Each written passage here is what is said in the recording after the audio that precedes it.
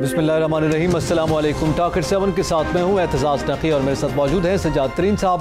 नाज़रीन, आज के प्रोग्राम में हम जिक्र करेंगे अमूमी तौर पर हम देख रहे हैं कि एहतजाज जारी हैं। एक जानिब एहतजाज किया जा रहा है इस्लामाबाद के डी चौक पर, और ये एहतजाज करने वाली कोई सियासी जमात नहीं है बल्कि सरकारी मुलाजमीन हैं, क्लर्क्स हैं और पेंशनर्स हैं। इससे पहले भी सरकारी मुलाजमीन एहतजाज कर चुके हैं और आज फिर ये एहतजाज, दूसरा एहतजाज है सरकारी मुलाजमीन का जो जारी है, और वो डी चौक पर धरना दिए बैठे हैं और पुलिस उनको रोकने में नाकाम हो चुकी है। वो पार्लियामेंट के गेट तक पहुँच चुके हैं। इसके साथ साथ हम जिक्र करेंगे गुजरावाला में होने वाले सियासी जलसे का, जो कि 16 अक्टूबर को शेड्यूल्ड है, और उससे पहले हुकूमत पर यह अपोजिशन इल्ज़ाम आयद कर रही है कि उनके कारकुनान को गिरफ्तार किया जा रहा है, जबकि हुकूमत का यह मौक़िफ़ है कि वो मुकम्मल तौर पर आज़ादी देते हैं कि अपोजिशन अपना जलसा करे। इसके साथ साथ हम जिक्र करेंगे महंगाई के हवाले से, और महंगाई पर आज वफाकी वज़रा ने गुफ्तगू की है और उन्होंने आकर वजाहत दी है कि हुकूमत कोशिश कर रही है कि महंगाई को कंट्रोल करे, ताहम उसमें यह आयद किया गया है तमाम सूबों पर कि उनकी बुनियादी जिम्मेदारी है कि वो महंगाई को कंट्रोल करें और रेट्स को मेंटेन करें। इस पर भी बात करेंगे। जातरी साहब, सबसे पहले तो आप जानते हैं एहतजाज और धरनों का मौसम है। सरकारी मुलाजमीन जो है वो इस वक्त सड़कों पर हैं, ना तो किसी सियासी जमात की सरपरस्ती है, ना उसकी छतरी तले हैं, ना कोई सियासी जमात का हेड जाकर उसको साथ उनके डील कर रहा है या बात कर रहा है, ना उनको लीड कर रहा है। तो सवाल ये कि दूसरा धरना सरकारी मुलाजमीन का डी चौक पर, आप क्या समझते हैं, सूरत हाल किस जानिब जा रही है? बिस्मिल्लाहिर्रहमानिर्रहीम। देखें, मैं आपको अर्ज़ करूँ नकी साहब, मैंने आपको कुछ दिन पहले अपने प्रोग्राम में ये बात कही थी कि इस हुकूमत का अपोजिशन कुछ नहीं कर सकती। ये हुकूमत अगर घर गई या इस हुकूमत के कोई मुश्किलात पैदा हुई तो इस हुकूमत की अपनी कारकर्दगी, इसकी मुआशी पॉलिसियाँ इस हुकूमत पर असरअंदाज होंगी। देखें, बात यह है कि अपोजिशन तो उन हालात को अब कैश कराना चाह रही है अपने हक़ में, तो वो बाहर निकल आई है। लोग बहुत मुश्किलात का शिकार हैं। मैं आज वो देख के आया था, मैं सुबह वहाँ गया था, वहाँ बहुत बड़ी तादाद में ख़वातीन, बुज़ुर्ग औरतें मौजूद थीं। कई ख़वातीन ऐसी थी जिनके साथ बच्चे भी थे उस पूरे के पूरे एहतजाज में। देखिए, उनको पेंशन का मसला है और सरकारी मुलाजमिन की तनख्वाहों के मसाइल हैं, और उनके जो महंगाई है उसकी तनासब से तनख्वाहें कम हो रही हैं। ये बहुत सारे उनके मुतालबात हैं। बदकिस्मती ये है कि हुकूमत की जानिब से कोई आदमी नहीं सामने आया। मैं समझता था कि वज़ीर ख़जाना को सामने आना चाहिए था। मुशीर ख़जाना हफीज़ शेख साहब आके उनसे मुज़ाकरात करते, उनसे कुछ ना कुछ उनको तसल्ली देते, तो मेरे ख़्याल में ये मसला हल हो जाना चाहिए था। लेकिन आप वो मसला पुलिस से हल करा रहे हैं और पुलिस बुरी तरह उनको धकेल रहे हैं, वो आगे जा रहे हैं, तो एक धक्कम पेल लगी हुई थी वहाँ। तो मैं समझता हूँ कि मुआशी पॉलिसियों की वजह से हर आदमी बेजार हो रहा है और हर आदमी जो है मुश्किलात का शिकार है। आम आदमी बहुत मुश्किलात का शिकार है। हम रोज़ अपने प्रोग्राम में ये बात करते हैं।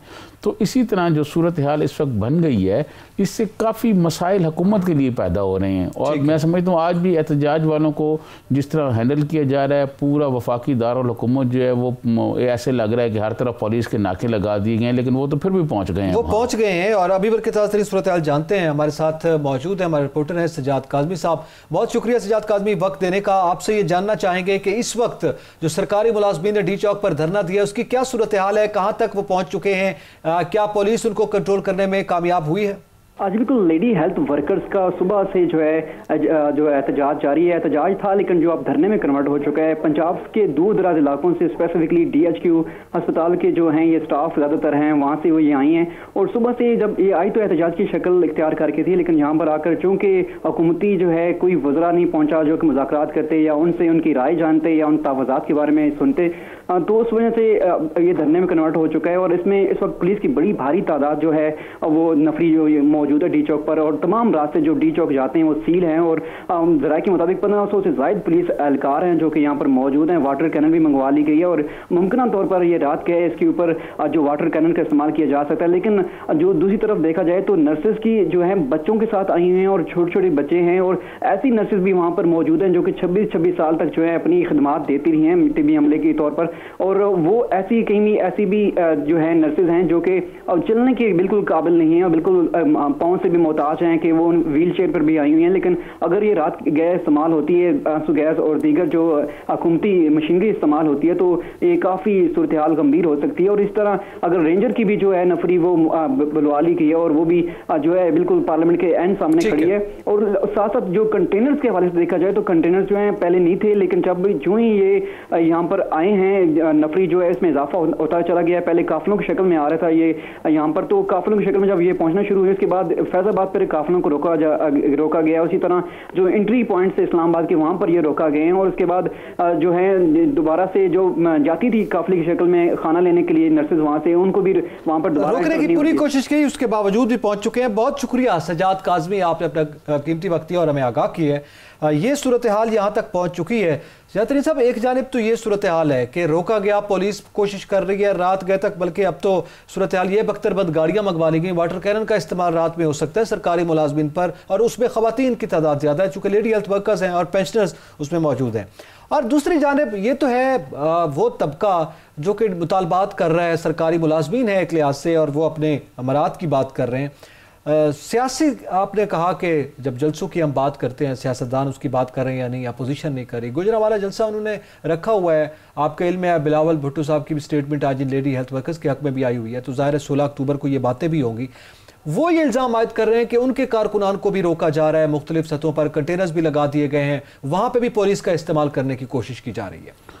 देखिए, मैं आपको अर्ज़ करूँ कि आज सुबह जब हम प्रोग्राम के लिए यहाँ आए तो मुझे गुजरांवाले से पीपल्स पार्टी के एक बुज़ुर्ग रहनुमा की बेगम ने फ़ोन करके बताया, बुज़ुर्ग खातून है, उन्होंने कहा कि 70 साल मेरा शौहर है, पीपल्स पार्टी का बहुत पुराना जेल है, बीबी के साथ काम करता रहा है, तो वो उसको पुलिस इस बात से गिरफ़्तार करके ले गई है कि उन्होंने अपने छोटे से घर में को कॉर्नर मीटिंग के लिए करना था, अरेंजमेंट किया हुआ था शाम को, आज कारण मीटिंग होनी थी, उनको दिन में पकड़ के ले गई है। अच्छा, इस पे आपकी बिल्कुल डिटेल में बात आपसे करते हैं। इसी पे हमें ज्वाइन किया पाकिस्तान पीपल्स पार्टी के रहनुमा हैं चौधरी मंसूर साहब।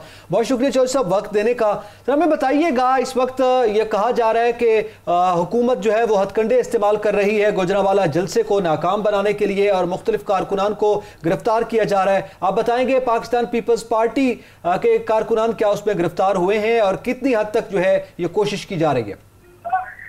ये देखिए, बिल्कुल पुलिस सोचे हथकंडों पे उतरी हुई है और हमें समझ नहीं आ रही कि ये क्या कर रहे हैं। आप अभी एक तकरीब के अंदर आपने बैकग्राउंड में सुना होगा कि हम मौजूद हैं बड़ी बहादुरी के अंदर। ये एक भागड़ गांव है, आसफ बशीर भागड़ साहब हमारे ज़िले सदर का। इस गांव के तमाम रास्ते जो है वो कॉर्डन ऑफ किया हुआ है। मैं कुछ फुटेजेस भी आपको भिजवाऊंगा सजाद करीम साहब को। तो उन्होंने बिल्कुल उनको कॉर्डन ऑफ किया हुआ है। सुबह छापा मारा, यहाँ से लोगों को गिरफ्तार कर लिया। अभी हम थाने पहुंचे, वहां पे एहतजाज किया, फिर वहां पे लोगों को वहां पे जो गिरफ्तार लोग थे हमने उनको छुड़वाया। हमने कहा आप हमारी मीटिंग वहां पे रोकते हैं, हम थाने के आगे मीटिंग करते हैं। इसी तरह से इन्होंने, मैं सुबह उससे पहले हाफिजाबाद गया था, वहां पे इन्होंने हमारे टेंट उठाए, कुर्सियां उठाई और सारा बिल्कुल उठा लिया। पुलिस जब मैं पहुंचा तो गेट पे खड़ी थी, किसी को जाने नहीं अंदर दे रही थी, तो मैंने फिर उनको पीछे कहा कि पीछे हटे। वो पीछे से तो सारे लोग अंदर आए और हमने मीटिंग की है। यहाँ पे भी SOPs के साथ हमने मीटिंग की है, बिल्कुल सबने मास्क लिए हुए हैं, सब कुछ किया हुआ है, लेकिन उसके बावजूद पुलिस जिन होशे हथकंडों पे उतरी हुई है, ये तो हमने कभी मार्शल लॉ में नहीं देखा। ट्रांसपोर्टर्स को बुला रहे हैं कि आपने इनको गाड़ियां नहीं देनी, टैक्सी वालों को बुला रहे हैं कि आपने टैक्सी भी किराए पे नहीं देनी। जो लोग हैं जो इस वक्त फ्लेक्सेस बनाते हैं उनको कह रहे हैं सारे फ्लेक्सेस, सारी चीजें हमारी उतारी जा रही हैं। तो ये कहाँ की जमहूरियत है? ये कहता है मैं जमहूरियत हूँ। अगर ये जमहूरियत है तो फिर जमहूरियत का तो अल्लाह हाफ़िज़ है इस मुल्क के अंदर। चौधरी साहब, 126 दिन प्राइम मिनिस्टर इमरान खान ने डी चौक पर जो है वो अपना धरना दिया और रोज एक बहुत लंबा भाषण देते थे। वो क्यों घबरा रहे हैं आपको जलसे की इजाजत देने से और जलसा करने से? क्यों आपको फ्री हैंड नहीं दिया जा रहा है? इसकी वजह क्या है? ये सिर्फ घबरा ही नहीं रहे, ये हर वक्त इनकी तो टांगे कांप रही है। दूसरी बात ये है कि ये इस वक्त सूरत हाल इनकी बिल्कुल इनके चचा टाइगर नियाजी जैसी है, और वो टाइगर नियाजी जो है वो भी ऐसे रौनक के बयान देता था जब गया था वहां पे बांग्लादेश, जो अब मशरकी पाकिस्तान की कमांड संभाली थी। तो फिर उसके बाद क्या हुआ वो आपके सामने है। तो बिलावल भुट्टो साहब ने भी सोच समझ कर इसको दिसंबर की डेट दी है। अच्छा, ये दिसंबर की डेट के हवाले से आपने जिक्र किया है, शेख रशीद साहब ने आज जवाब दिया है। वो ये कहते हैं कि जनाब 20 फरवरी तक सब नॉर्मल हो जाएगा और सेनेट इलेक्शन का चूंकि ये मामला इस वजह से ये जलसे किए जा रहे हैं वो भी हमारे हक में होगा और 31 दिसंबर से पहले झाड़ू फिर जाएगा। वो झाड़ू तो क्या मतलब है उसका कि गिरफ्तार कर लेंगे, कर लें, जिसको करना है कर लें, जो करना है कर लें। झाड़ू फेर रहे हैं तो मालूम जब आप गिरफ्तार करें ना, झाड़ू फेरना है तो DRT पे गिरफ्तार करें, सुनामी थी पे गिरफ्तार करें, खैबर बैंक पे गिरफ्तार करें, वो गरीब तालिब इल्मों का वजीफा खा गए उस पर गिरफ्तार करें, दवाइयों के स्कैंडल पे गिरफ्तार करें, शुगर पे गिरफ्तार करें, इन पे गिरफ्तार करें। चौधरी साहब ये बताएं, आपने कहा कि बिलावल भुट्टो जरदारी ने भी दिसंबर का कहा है कि तो क्या दिसंबर न्याजियों पे को भारी होता है? जी बिल्कुल, बहुत भारी होता है, दिसंबर न्याजियों पे भारी होता है और इसीलिए दिसंबर की डेट दी गई। ठीक है, ये सजा न्याजी की तरह है, टाइगर न्याजी की तरह। बहुत शुक्रिया चौधरी मंसूर साहब, आपने कीमती वक्त दिया और हमसे गुफ्तगू की है। अब जाहिर है चौधरी साहब की भी एक राय है, वो अपने अपोजिशन के हवाले से ये बात कर रहे हैं। ज़यादरी साहब, आप क्या देख रहे हैं कि इस वक्त ये जो हथकंडे, क्योंकि आज शेख रशीद साहब ने एक लिहाज से हुकूमती तर्जमान बनकर वजाहत देने की कोशिश की है कि जनाब ये ऐसे इल्ज़ाम आयद किए जा रहे हैं कि जनाब हमारे कारकुनान को गिरफ्तार किया जा रहा है, ऐसी कोई बात नहीं है, वो कहना ये चाह रहे थे। लेकिन उन्होंने ये कहा है कि जिस कारकुन ने जलसे में पहुंचना होता है तो वो कंटेनर फलांग के पहुंच जाता है, हर सूरत पहुंच जाता है, अगर किसी ने पहुंचना है तो वो पहुंच जाएगा, हमने भी जलसे किए हुए हैं। तो ये सूरत हाल जब वो क्या तासुर इसमें देने की कोशिश कर रहे हैं, ज़रा मैं आपसे जानना चाहता हूँ। लेकिन ये जवाब मैं आपका लूँगा ब्रेक के बाद। नाज़रीन, जहाँ पे वक्त तो एक ब्रेक का, हमारे साथ रहिएगा।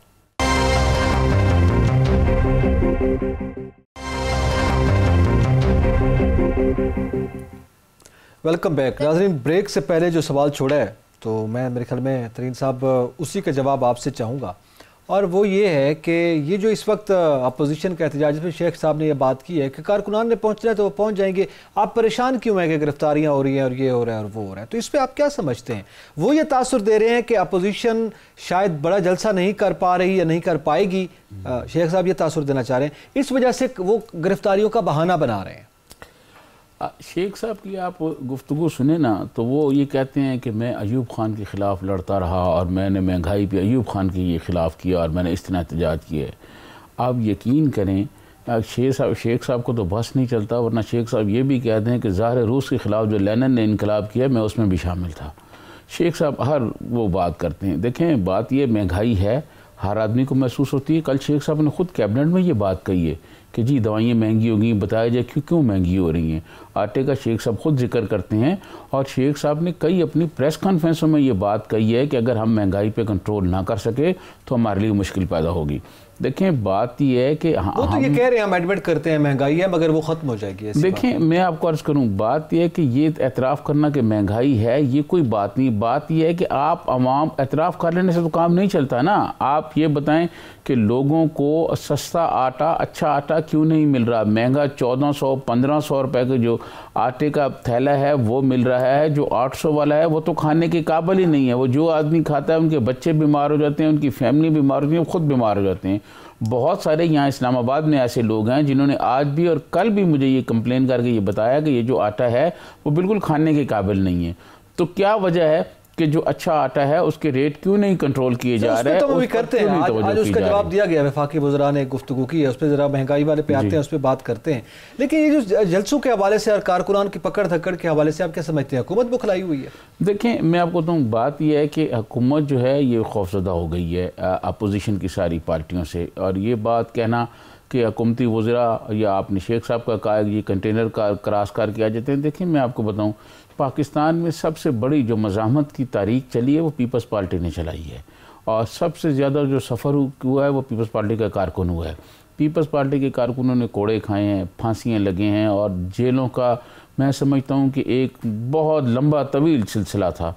ये अभी भी हुकूमत जो कह रही है कि हम लोगों को पकड़ेंगे या गिरफ़्तार करेंगे, या गिरफ़्तारी को जो सिलसिला शुरू किया हुआ है, इसमें मैं आपको अर्ज़ करूँ कि पीपल्स पार्टी का जो कारकुन है वो उसकी ज़्यादातर ज़िंदगी जो गुजरी है, जो बुज़ुर्ग हो गए हैं 50-50 साल से ऊपर हो गए, उनकी ज़िंदगी का ज़्यादा हिस्सा गुजरा है तहरीकें चलाते हुए, एहतजाज करते हुए। वो आज तक जो पीपल्स पार्टी से नाराज़ हुए हैं और नाराज़ होकर पंजाब में जो लोग बैठे हुए हैं घर, उसकी बुनियादी वजह ये थी कि वो लोग जो हैं वो ये चाहते थे कि हमारी पार्टी जो है वो एक मज़ाहमती तारीख चलाए जब वो अपोजिशन में गई है।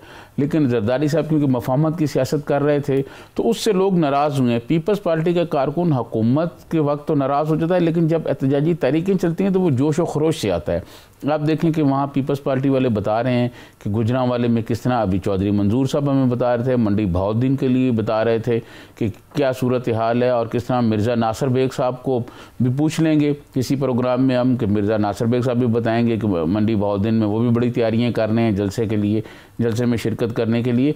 तो ये बात है कि ये मसाइल जो हैं वो गिरफ्तारियों से कभी हल नहीं होते, या आप इस तरह के कंटेनर लगाएं। हर हुकूमत, हर इंतज़ामिया के लोग यही काम करते हैं। लेकिन क्या इमरान खान साहब जब आए अपारा के पास धरना लेके, तो वहाँ पर उनको रोका गया, वो रुके?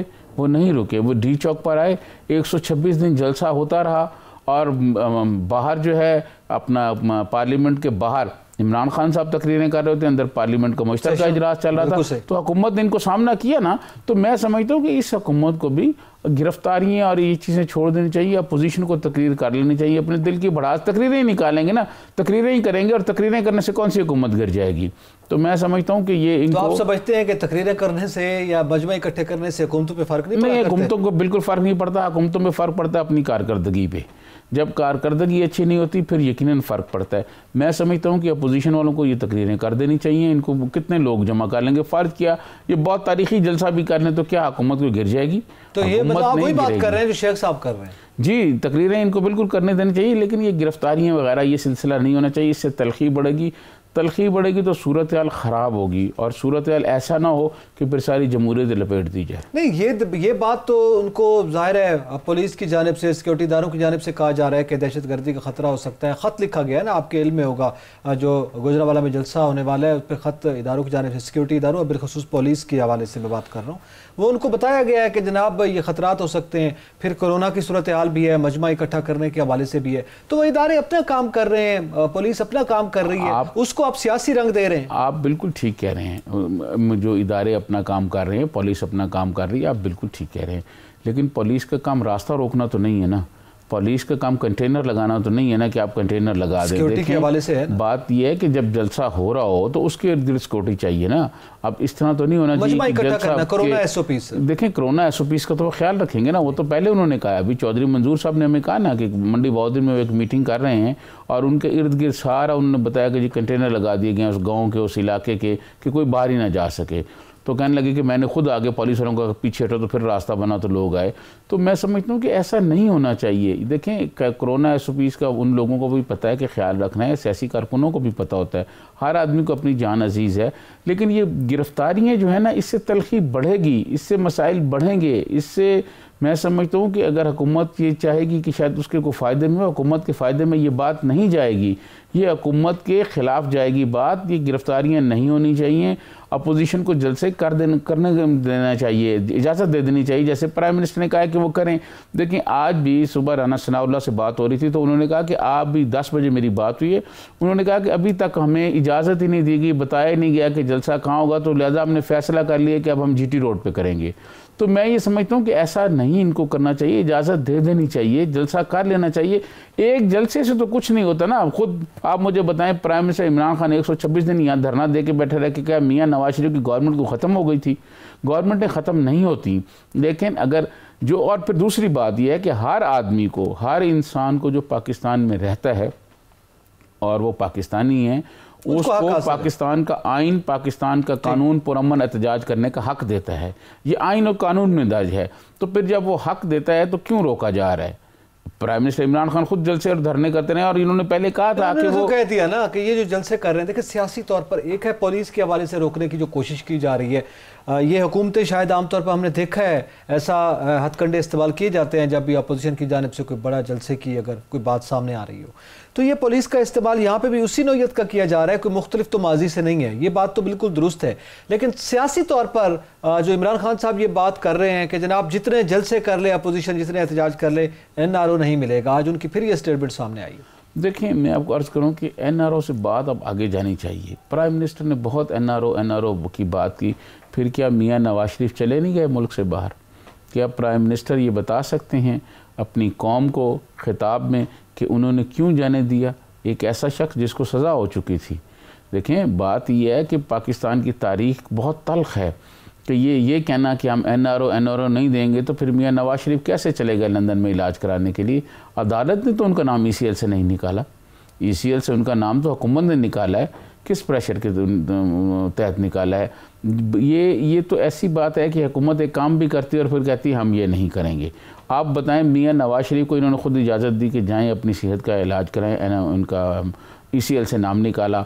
अब ये NRO कौन सा NRO मांग रहे हैं मुझे बताएं? सारी की सारी लीडरशिप आधी से ज़्यादा तो मुकदमात भुगत रही है, बल्कि जो अपोजिशन में जमातें हैं उनमें जो बड़ी जमातें हैं लाइक पीपल्स पार्टी, मुस्लिम लीग नून, उनकी टॉप लीडरशिप जो है वो तकरीबन अंदर है या मुकदमात भुगत रही है। ठीक है, तो अब और NRO किस बात का वो मांग रहे हैं? तो ये कौम को बताया जाए। जो शेख साहब कह रहे हैं कि वो दिसंबर तक झाड़ू फेरने की बात शेख साहब करते हैं, मेरे ख्याल में वो शायद अपोजिशन में कुछ जमातों की जानिब वो बार बार इशारा करते हैं। नून लीग के हवाले से भी, पीपल्स पार्टी, बड़ी जमातें ये हैं, उनके हवाले से इशारा करते हैं। मौलाना साहब का तो मामला ही अलग है, पहले नाराजगियाँ रही हैं, अब फिर से कुर्बतें सामने आई हैं। देखिए, मैं आपको बताऊँ, बात यह है कि शेख साहब ये जो कहते हैं ना झाड़ू फिरने का, तो इसका मतलब ये है आप लोगों को गिरफ्तार करेंगे, उन पर केस बनाएंगे, मुकदमात बनाएंगे, तो क्या आप सारी अपोजिशन की लीडरशिप अंदर कर दें तो क्या महंगाई कम हो जाएगी? क्या दवाइयों की कीमतें कम हो जाएंगी? क्या आटा जो है वो मियारी और सस्ता लोगों को मिलना शुरू हो जाएगा? क्या सब्जियों की कीमत जिसका कल भी मैंने जिक्र किया कि बैंगन जो है वो 150 रुपए किलो हो गया है। नकी साहब, आप अंदाजा करें, गरीब आदमी जो है ना, गरीब आदमी, आम हालात में गरीब आदमी वो जो प्याज और टमाटर लेके रोटी खा लेता था वो भी महंगा हो गया है। आप मुझे ये बताएं कि ये जो करने के काम है हुकूमत के वो तो कर नहीं रही ना। शेख साहब जो हैं वो वजारत रेलवे पे तो काम कर नहीं रहे, ठीक है, और अपोजिशन को सुनाते रहते हैं कि आप कर दें गिरफ्तार जी, आप कर दें, पूरी की पूरी लीडरशिप को अंदर कर दें, फिर क्या होगा? क्या इससे इनका मसला हल हो जाएगा? मैं समझता हूँ नहीं होगा। अच्छा, अब मेरा सवाल इसी से रिलेटेड है कि अपोजिशन में ये पीपल्स पार्टी और नून लीग के NRO की बार बार बात की जाती है, क्या आप समझते हैं कि वो इस वक्त NRO के वजह से, क्योंकि महंगाई तो उनका भी मामला नहीं है, वो क्यों ये एहतजाज कर रहे हैं? सिर्फ हुकूमत, सिर्फ इक़्तिदार? देखिए, मैं आपको अर्ज करूँ, ना हुकूमत और ना इक़्तिदार। बात यह है कि इस वक्त उन्होंने ये देखा है नकी साहब। मैं सर आपका जवाब लेता हूँ, हमें ब्रेक की तरफ कहा जा रहा है, ब्रेक की तरफ बढ़ना है, तो नाज़रीन ब्रेक के बाद ये जवाब लेंगे कि फिर अपोजिशन का जो मौक़िफ़ है वो क्या है, उसकी वजाहत के हवाले से भी बात करेंगे, और फिर NRO की बार बार बात वज़ीर आज़म क्यों कर रहे हैं। एक ब्रेक के बाद हमारे साथ रहिएगा।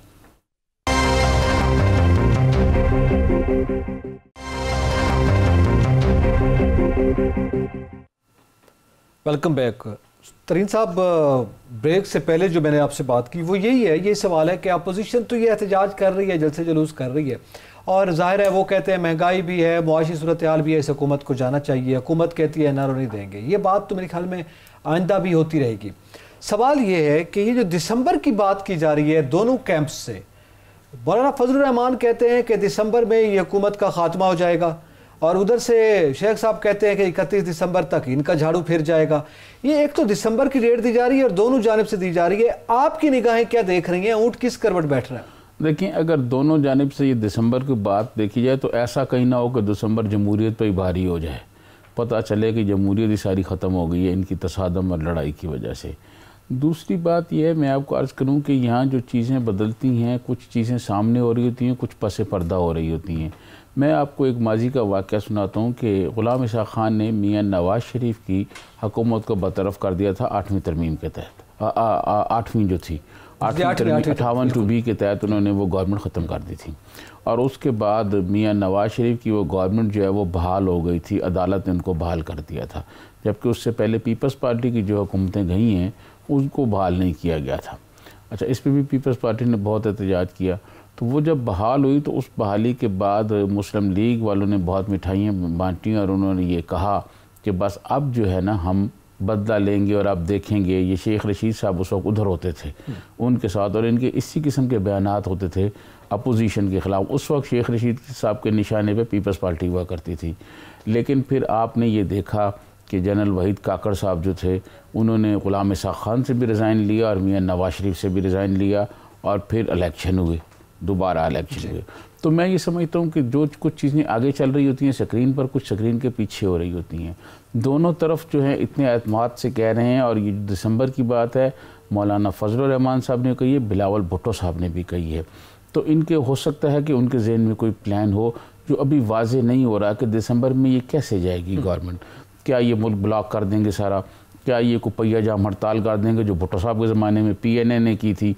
क्या ये इस पोजीशन में हैं कि पूरा मुल्क ब्लॉक कर दें? देखें, एक सूरत तो हो सकती है कि अगर ये पूरा मुल्क ब्लॉक कर दें और कोई ट्रांसपोर्ट ना चले, कोई सड़क ना चल सके, कोई आ ना सके, हर तरफ लोग मौजूद हों, शहर बड़े बंद हो जाएं और ऐसी कोई बरहानी कैफियत हो जाए, तो उसमें तो हो सकता है कि फिर हुकूमत के जाने का कोई सवाल पैदा हो। लेकिन बज़ाहिर ऐसा नहीं लग रहा। तो ये मौलाना साहब की स्टेटमेंट आप कहते हैं बस स्टेटमेंट ही? नहीं, मैं समझता हूँ नहीं, मौलाना बहुत ज़ीरक सियासतदान है, मौलाना बहुत चीज़ों को समझते हैं, बहुत नपी तुली बात करते हैं, अल्फाज का बहुत मोहतात होकर चुनाव करते हैं बात करते हुए।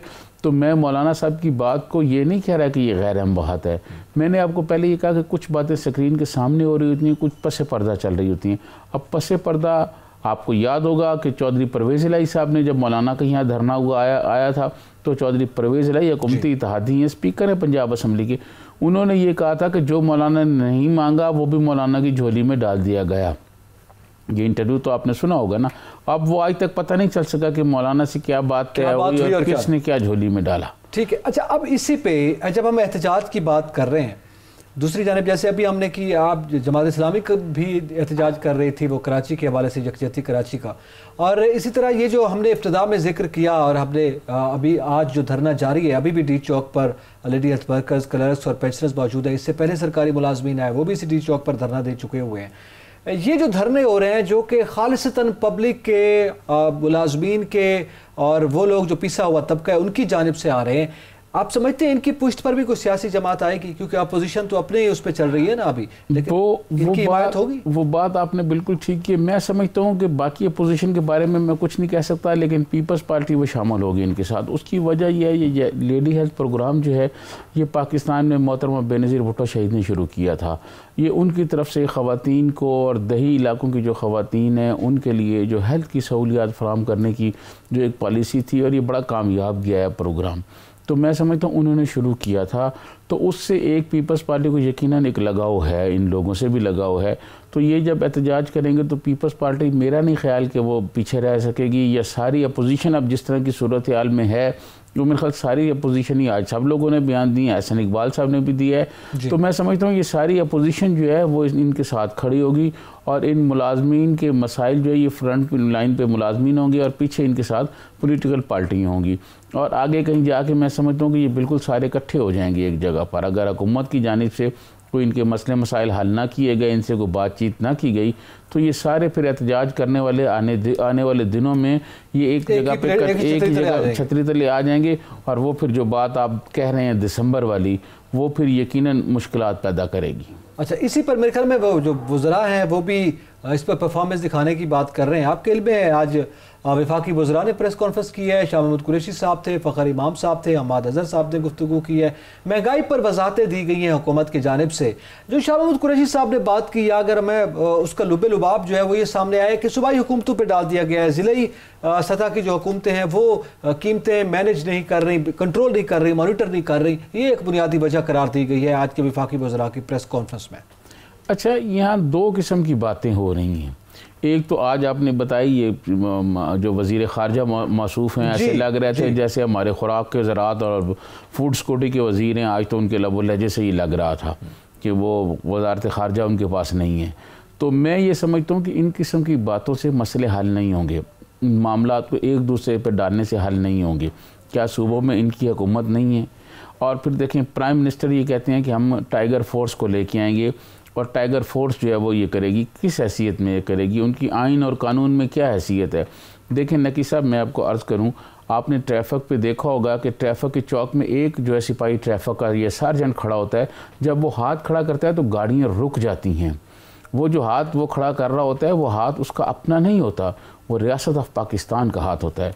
रियासत ऑफ पाकिस्तान जो है उसके पीछे खड़ी होती है, उसके साथ खड़ी होती है, और रियासत पाकिस्तान का हाथ होता है, गाड़ियाँ रुक जाती हैं।